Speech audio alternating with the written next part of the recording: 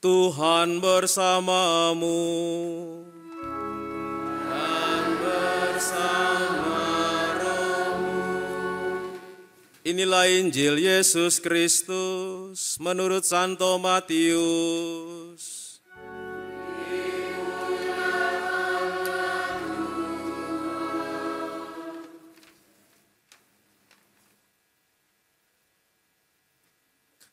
Sekali peristiwa, berkatalah Yesus kepada orang banyak dan kepada murid-muridnya, ahli-ahli Taurat dan orang-orang Farisi telah menduduki kursi Musa.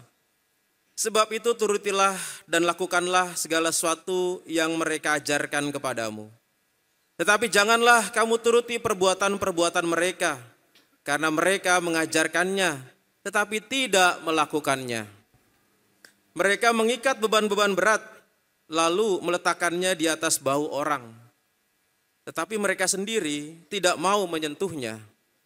Semua pekerjaan yang mereka lakukan hanya dimaksud untuk dilihat orang. Mereka memakai tali sembahyang yang lebih lebar dan jumbai yang panjang. Mereka suka duduk di tempat-tempat terhormat dalam perjamuan dan di tempat-tempat terbaik di rumah ibadat. Mereka suka menerima penghormatan di pasar dan suka dipanggil rabi. Tetapi kamu, janganlah kamu suka disebut rabi, karena hanya satu rabimu, dan kamu semua adalah saudara. Janganlah kamu menyebut siapapun bapa di bumi ini, karena hanya satu bapamu, yaitu Dia yang di surga. Janganlah kamu disebut pemimpin, karena hanya satu pemimpinmu, yaitu Kristus.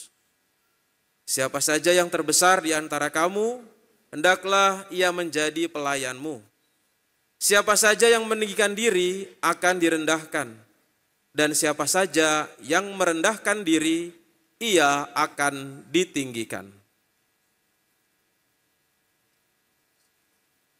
Demikianlah sabda Tuhan.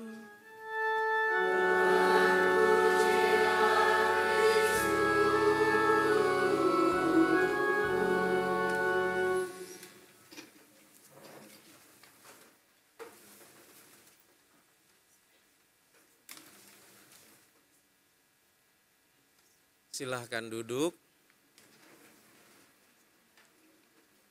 Bapak, Ibu, saudara-saudari sekalian, selamat pagi. Hujan sudah turun tadi malam. Bagaimana rasanya? Segar sekali ya. Akhirnya turun juga hujan. Ada yang sudah nadangin pakai drum? Banyak ya. Bapak, Ibu, saudara-saudari sekalian, siapa di sini yang punya rumah makan, angkat tangan? Gak ada yang mau angkat tangan? Takut ya? Takut saya datangi ya? Ada di sini yang sudah pernah ke tempat atau ke rumah makan? Banyak? Ya. Ke warteg ya? Ke warteg ada? Banyak. Rumah makan Padang? Banyak. Lapo? Banyak ya. Rumah makan mana lagi ada? Banyak ya, sudah sering. Bapak, Ibu, saudara-saudari, menurut penelitian, rumah makan itu bisa dikenal selain karena masakannya yang enak dan khas, dan orang mau datang, ada satu hal lagi yang membuat rumah makan itu bisa didatangi banyak orang. Kira-kira apa ya itu? Ada yang tahu? Apanya? Masakannya, ya masakannya memang enak itu ya. Apa? Yang paling utama dalam survei itu adalah pramusaji. Ya, pramusajinya. Ada yang melayani ya pramusaji itu. Saudara-saudari pengen dilayani pramusaji yang marah dan jutek?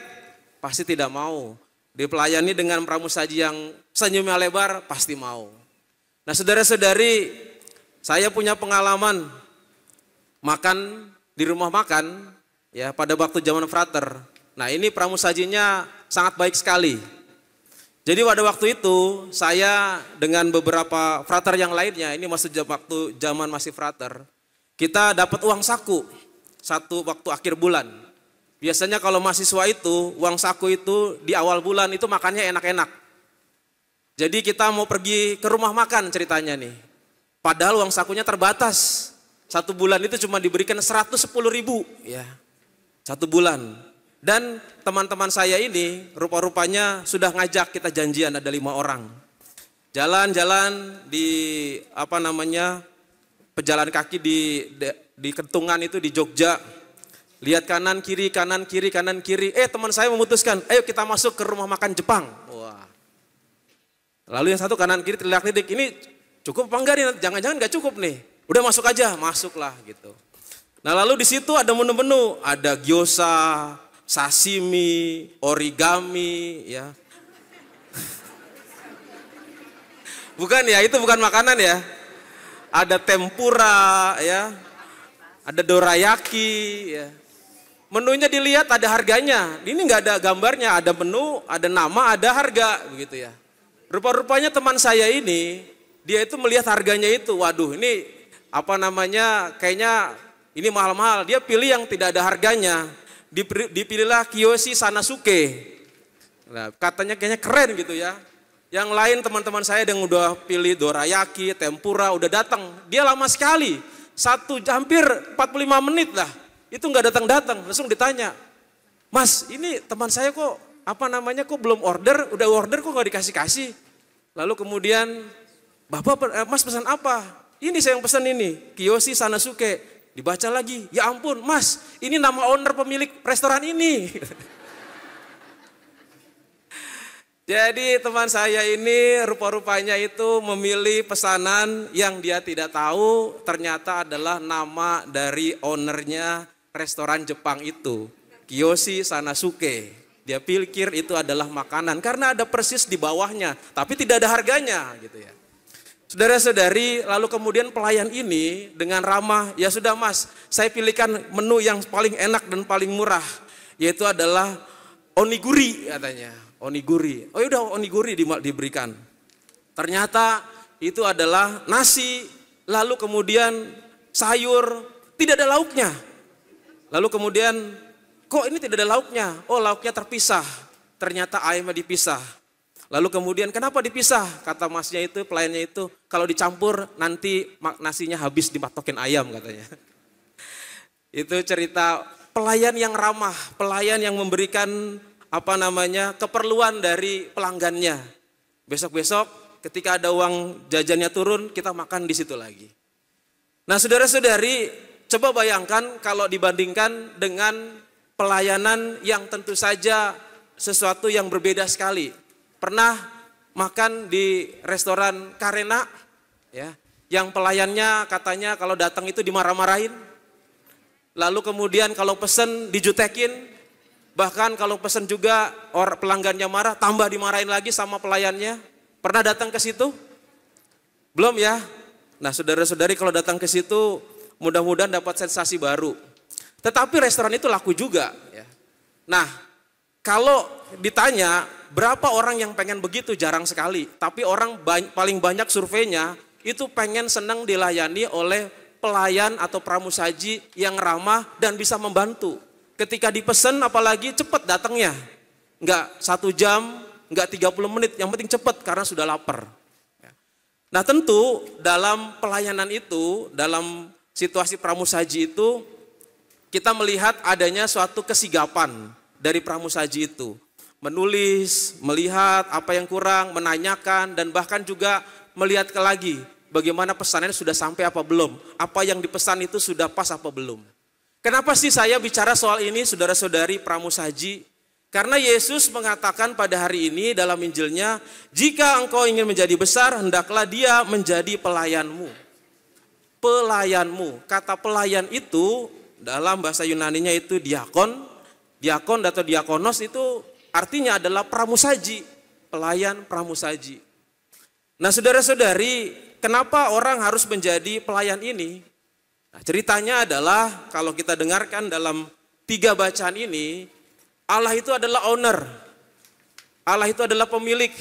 Yang kita punya ini adalah miliknya. Ibaratnya restoran. Kalau dipercaya kekuasaan itu Allah itu yang punya kekuasaan itu. Kalau kita dipercaya uang yang banyak, Allah yang miliki. Kalau kita dipercaya misalnya adalah untuk memimpin, itu yang dipercayakan itu adalah Allah yang memilikinya. Maka di bacaan yang pertama tadi adalah jemaat bagi para imam. Itu adalah punya Allah. Dan para imam ini adalah sebagai pelayannya. Di bacaan kedua juga sama, yaitu Paulus menyadari dia diberikan jemaat di Tesalonika, itu yang punya Allah, dia sebagai pramusajinya, diakonnya, diakonosnya. Lalu dalam bacaan Injil, orang Farisi dan ahli-ahli Taurat duduk di kursi Musa. Mereka diberi kepercayaan untuk memimpin. Dan di situ yang ownernya adalah Allah. Lalu pramusajinya adalah mereka. Bisa dibayangkan, Yesus yang datang melihat pramusajinya ketika melayani, itu tidak sesuai dengan ekspektasi. Tidak sesuai dengan harapan. Apa yang terjadi saudara-saudari? Maka Yesus marah mengecam. Ahli-ahli Taurat dan orang-orang Farisi, mereka duduk di kursi Musa tetapi tidak melakukan apa yang mereka kerjakan. Tidak melakukan tugasnya. Kalau Matius 23 ayat 1 sampai 12 ditulis seperti ini, mengecam orang Farisi dan ahli Taurat, kecaman Yesus mungkin tidak terlihat. Tetapi di ayat 13 sampai dengan ayat 20 itu Yesus mengecam, celakalah engkau hai ahli Taurat, celakalah engkau hai orang Farisi, celakalah, celakalah, celakalah, dan celakalah. Banyak sekali kata-kata celaka ditujukan kepada para pramusaji ini, kepada para pelayan ini. Kenapa? Karena tadi mereka tidak melayani sebagaimana mestinya. Bayangkan ownernya datang ke restoran, lalu kemudian pelanggannya dibiarkan, yang satu pramusajinya main HP, yang satu lagi main ular tangga begitu ya, yang satu lagi jalan-jalan. Bagaimana ownernya tidak marah? Yesus marah-marah di situ. Yesus lagi datang mengunjungi restorannya dan melihat seperti itu. Dan itulah gambaran yang mau kita bayangkan pada Injil hari ini. Yang punya ownernya ini sedang datang mengunjungi, apakah bisa melakukan dengan baik atau tidak.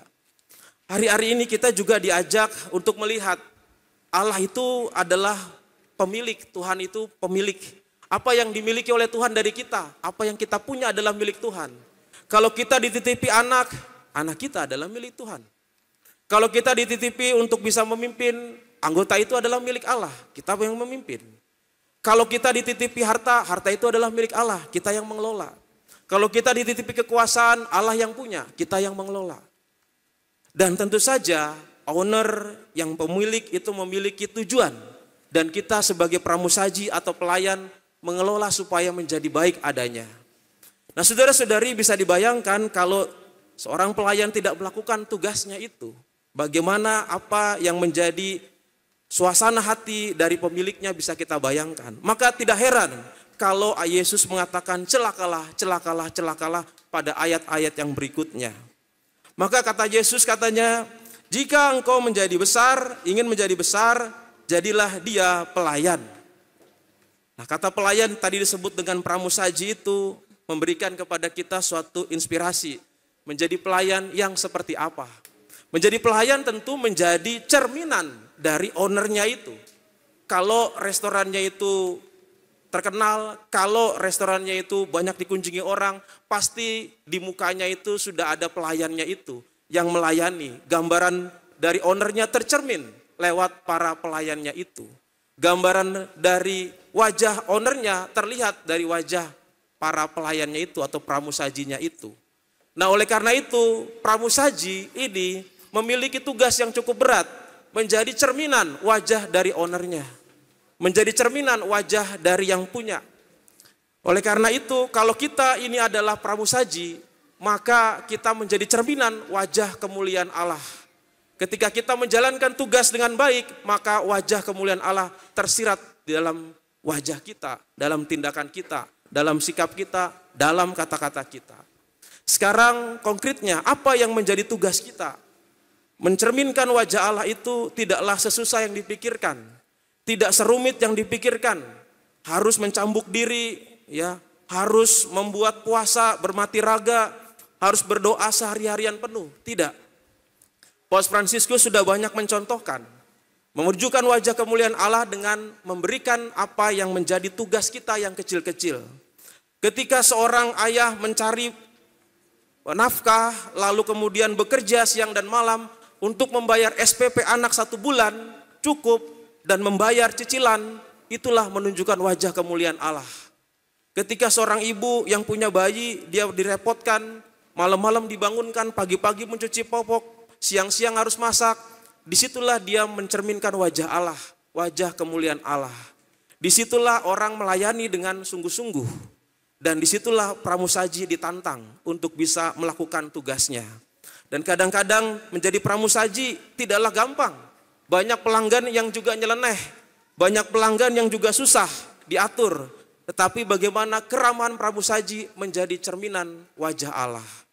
Saudara-saudari yang terkasih, tentu ada banyak lagi contoh yang bisa kita berikan di dalam contoh-contoh menunjukkan wajah kemuliaan Allah. Namun, menunjukkan wajah kemuliaan Allah sendiri menjadi suatu hal yang bisa kita lakukan dalam kehidupan kita sehari-hari. Dalam kehidupan kita yang kecil-kecil, dalam tugas-tugas kita yang kecil-kecil itu. Menjadi seorang pelayan, banyak hal yang dipercayakan kepada kita. Ketika kita mempunyai uang yang banyak, tentu hal itu menjadi tugas kita sebagai pramusaji. Bagaimana mengelola itu? Bahkan itu juga adalah miliknya Allah. Apakah digunakan semena-mena hanya untuk diri kita, kesenangan dan juga kehormatan? Diberikan kekuasaan, apakah hanya untuk kehormatan saja? Atau dijadikan untuk sarana pelayanan menunjukkan wajah kemuliaan Allah? Maka dikatakan jika ingin besar, maka kita harus menjadi pramusaji itu. Menjadi pramusaji menunjukkan wajah Allah. Menunjukkan wajah Allah melayani tugas yang kecil-kecil dengan sepenuh hati. Dan tentu konsekuensinya jika tidak dilakukan, yang meninggikan diri akan direndahkan dan yang merendahkan akan ditinggikan. Ada suatu konsep yang kebalikan. Jika pelayan itu tidak melayani dengan baik, Yesus marah-marah, pasti nanti akan diambil apa yang dipercayakan kepadanya. Tetapi kita yakin dan percaya bahwa kita dimampukan untuk menjadi pramusaji yang baik. Semoga berkat Tuhan selalu ada pada kita yang masih berjuang dengan susah payah, berjuang dengan duka cita untuk melaksanakan tugas-tugas kita yang sehari-hari itu dengan sepenuh hati. Semoga Tuhan memberkati kita. Amin.